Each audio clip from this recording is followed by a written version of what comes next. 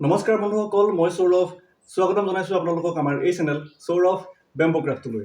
বন্ধুসকল, আজি মই বনাইছিলোঁ দুটা বাঁহৰ বটল প্ৰথমবাৰৰ বাবে।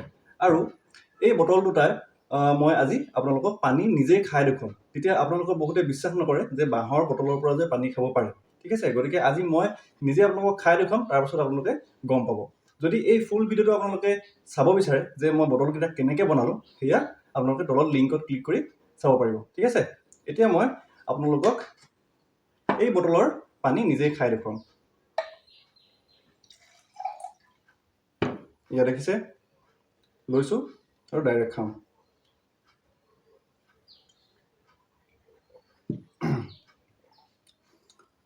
তো দেখিলে আপোনালোকে এই বাঁহৰ বটলৰ পানী মই নিজেই খাইছোঁ, গতিকে আপোনালোকেও খাব পাৰে। আমি এতিয়া প্লাষ্টিক এভইড কৰিব লাগে আৰু এই নেচাৰেল বস্তুবিলাকক আমি ছাপোৰ্ট কৰি পিনে নিজৰ কৰিব লাগে। ঠিক আছে, তো ইমানেই আছিল আজিৰ ভিডিঅ'টো। যদি ভাল পালে এটা লাইক কৰি দিব আৰু নিজৰ মতামতটো কমেণ্ট কৰি জনাব। ধন্যবাদ, বাই বাই।